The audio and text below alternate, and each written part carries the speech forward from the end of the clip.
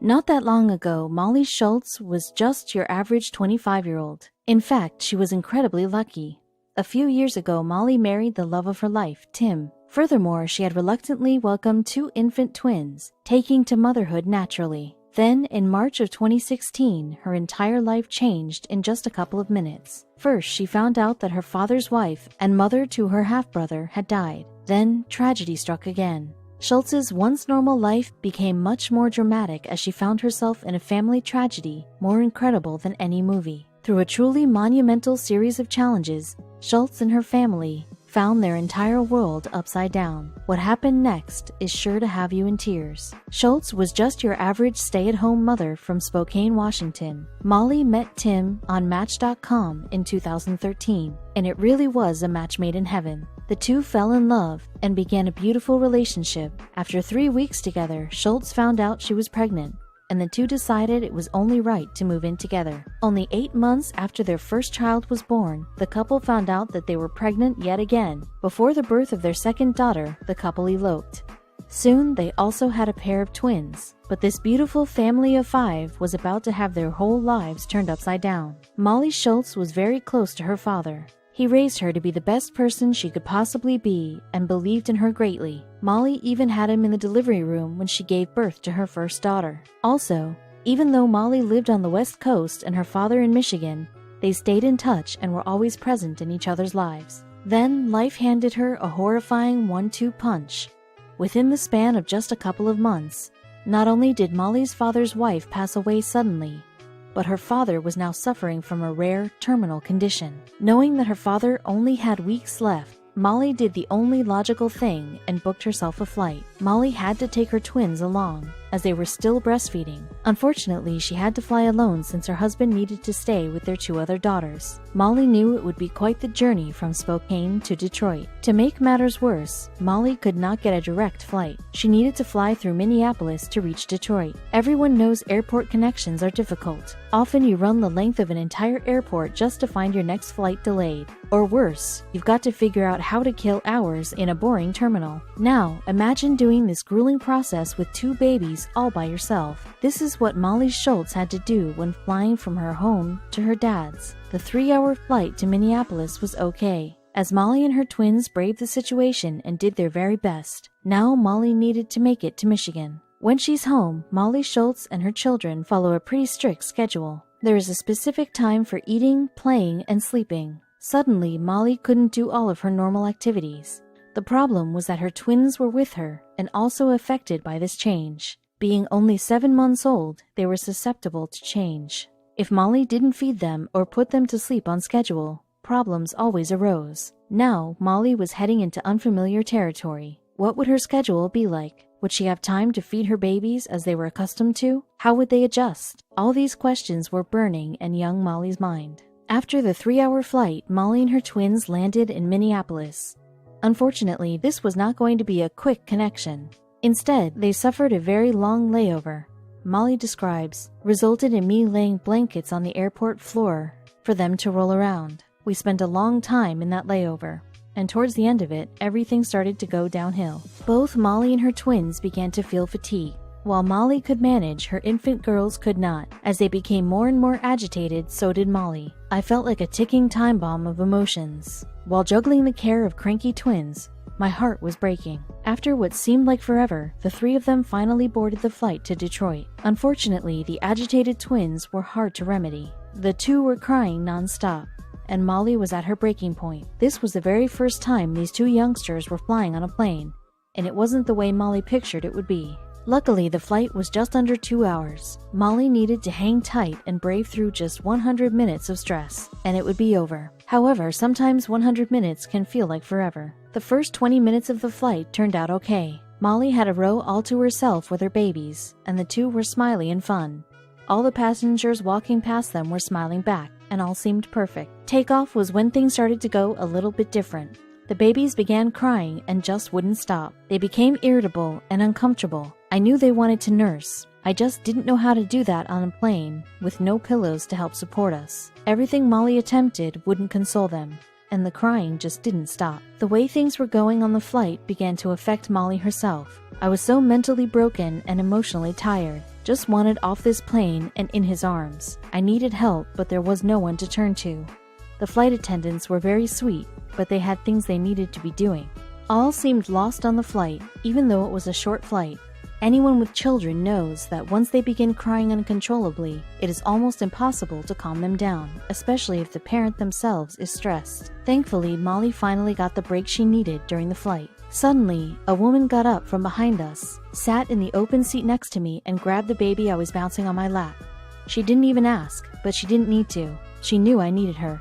I handed her a bottle and she cradled my daughter in her arms as she swayed back and forth singing sweet lullabies to her. This amazing show of selflessness was what made the flight bearable for Molly Schultz. This kind woman saved the day, and Molly could slowly recover and get things in order. Molly's only regret is not taking a photo with her, so she would forever cherish this woman with a tangible memory. Wherever you are, airplane angel, thank you. After what seemed like forever, the plane landed. It was finally time to disembark and for Molly to see her father. But as if the long day wasn't enough, now young Molly and her twins needed to drive to her dad's house. We can only imagine the whole way was filled with thoughts and memories of the past, trying to remember as much as possible about her father. Molly didn't have very long to be with her father.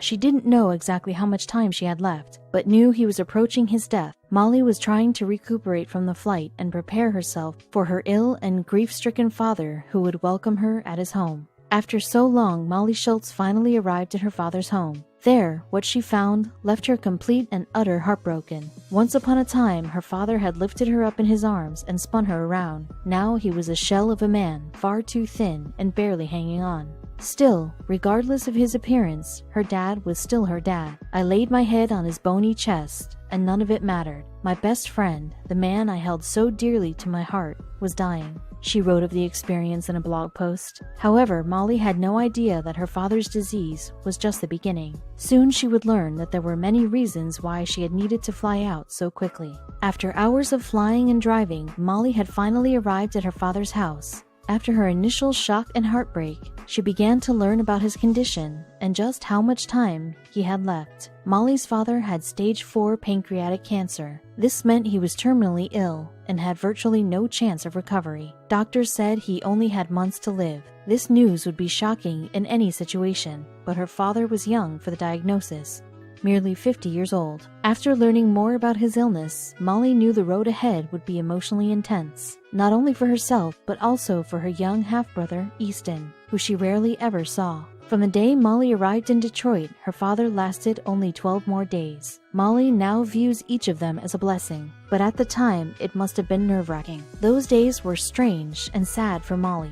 During one of our last hugs, I laid my head on his bony chest to feel his heartbeat more slowly than mine did. It was a surreal moment. That body was so foreign to me. It wasn't my chubby dad's chest I had known my whole life. This one was cold and unfamiliar. What Molly felt was definitely something familiar to millions of people who have to deal with cancer in their family. Surprisingly, during his last few weeks, Molly's father seemed as sharp as ever. Although he looked quite grim, her father kept his dignity the entire time, as he had all his life. As they talked, however, Molly did seem to notice something wrong. It was as though her father wanted to tell her something, but could not. As though every time he tried, he could not find the words.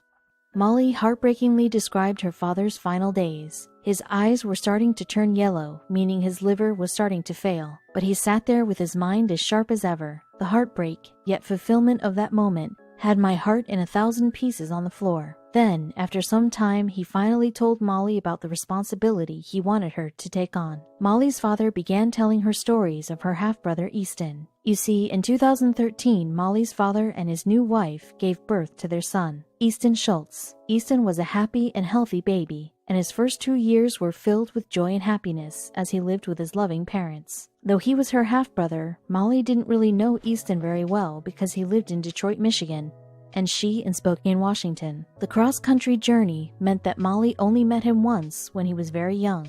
However, this was about to change quite drastically. One of the most critical things Molly and her father decided on was what to do with Easton.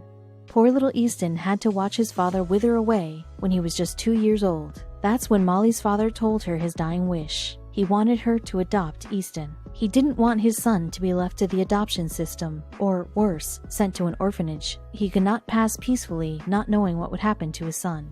Without hesitation, Molly agreed to take full legal custody of Easton, because he had no one left other than her. Easton's future needed to be figured out, and it needed to be done quickly. We considered different options, talked about the pros and cons of different scenarios, but collectively as a family decided that I would raise him, she said. We cannot imagine how hard this decision was for Molly and her father. Unfortunately, the entire process would be even harder. Molly explains that since her father's days were numbered, everything needed to be done very quickly. The swiftness of the process was necessary, not just due to their lack of time, but also for Molly's father's dignity.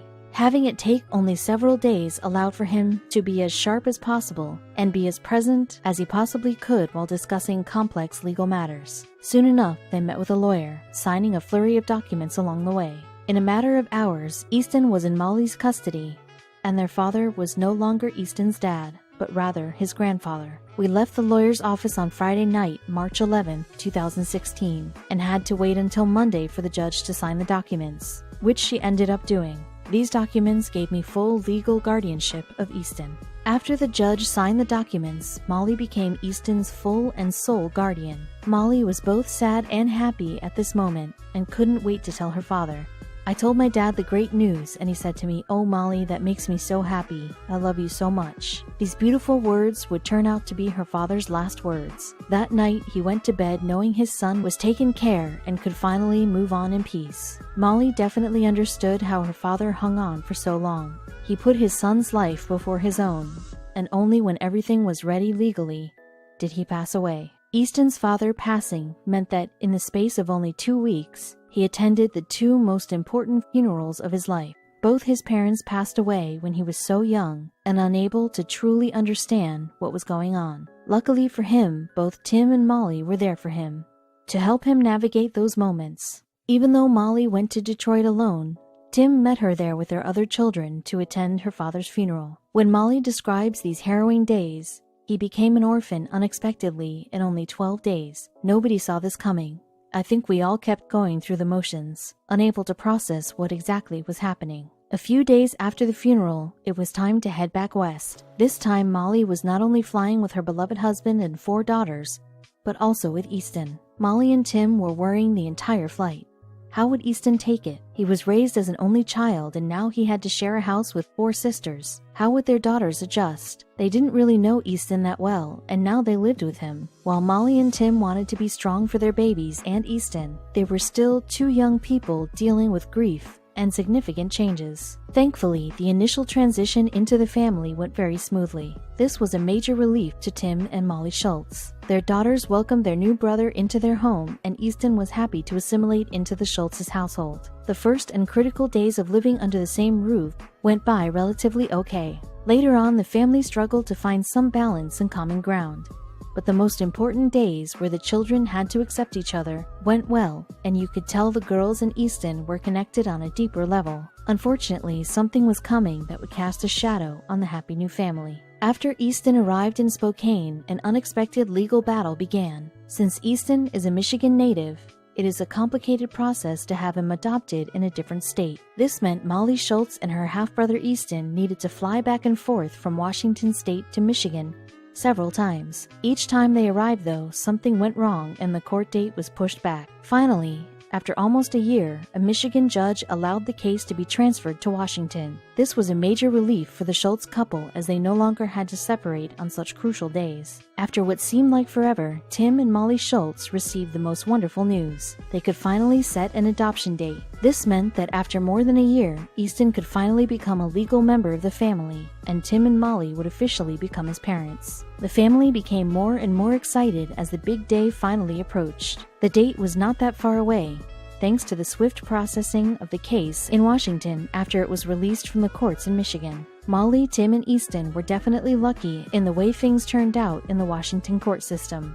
The longest wait in the world was over, and June 16, 2017, finally arrived. The 2 parents and their 5 children couldn't be happier. Although they were already a strong family, the official stamp of approval was still a monumental moment for them all.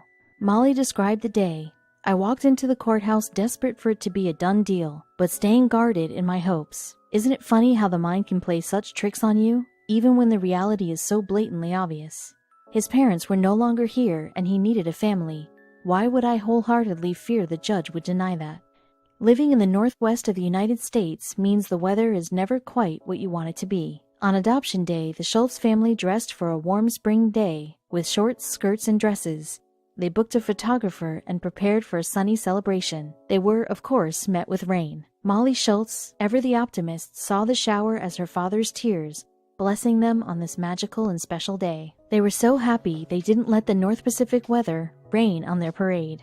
The family photo shoot, taken throughout the day, came out just perfect and shows how blissful they all were. But photos were not the only highlight of the day. When the Schultz family finally appeared in court, they could not help but hope it would be the final time. What started off as an easy process had turned into a year-long ordeal. Molly recalls how silent and shy Easton was, understanding this was a significant moment in his life. Luckily for the family, they were met with a wonderful and supportive judge. She finally approved the adoption and thus ended the long and dreadful wait. Molly and Tim asked after the hearing to go back to the judge's chamber and take a photo with her. This was to commemorate the person who made their family whole. Easton lived with Tim and Molly Schultz for over a year, 458 days, until adoption day finally came. This number may seem high, but unfortunately, this is often the case, because adoption is a very long and bureaucratic process. Although Easton was not officially their son, Tim and Molly loved him unconditionally and cared for his every need, long before he legally became part of the family. Easton was lucky to be living with his loving relatives and to have an excellent support system to help him through one of the most challenging experiences any person could go through, let alone a toddler. Molly Schultz looks back at those 458 days of love as ones they will cherish forever as a family. In hindsight, Molly Schultz realized there were some foreshadowed hints that she was going to be far more involved in Easton's life than expected. When the boy was born, his parents called Molly and asked her opinion on the name they liked best. Molly chose Easton, and that was the name they gave him. Another sign was that Easton never called Molly by her name, but referred to her as Mama, even before the death of his birth mother. It is as if the boy knew that Molly was going to be a major part of his life in a very short time. The bond between Molly and Easton was strong from the day he was born, even if they didn't see each other much. Of course, adoption day and every day before and after it were not just happy. They were filled with memories of Molly and Easton's father, and of course, Easton's mom. The tragic life circumstances Easton went through cannot be erased, nor should they be. Molly and Tim will forever keep their memory alive and help Easton remember his beautiful and loving parents. Luckily for Easton and Molly, they have a fantastic dad to remember, who loved them both more than anything in the world and wanted only the best for them. After Easton was officially a Schultz, he could finally breathe a sigh of relief. Though Easton was young when this whole life change was happening to him, you can never underestimate the experiences a child can understand. Easton sure felt a drastic change in his life and environment. While he may have been very young when he lost his parents, he definitely felt their absence. Luckily for Easton, Molly and Tim love him and take care of him as if he were their biological child. Doubly lucky is how well Easton and his 4 sisters get along. Easton, now officially a member of the Schultz family, had some adjusting to do. Though he had lived with the Schultzes for over a year, now that he became a permanent member of the family, he had some new rules apply to him. Now he needed to follow the strict food and bed schedule and was expected to behave the way his sisters do. Though it took some time and hard work, the family ended up finding a good balance and got into a beautiful rhythm. This goes to show that all families are beautiful, even if they're not really how you expect them to be. With hard work and dedication, everyone can live a happy and fulfilled life. Today, the family of 7 is happier than ever. Easton is in pre-K and loving life. Growing up now with his 4 sisters, some older and some younger, is having a wonderful influence on the young boy. After the adjustment period, Easton really did take to his new family and is a true brother to his sisters. Molly and Tim are thrilled to have this wonderful boy in their family and are proud of their little clan.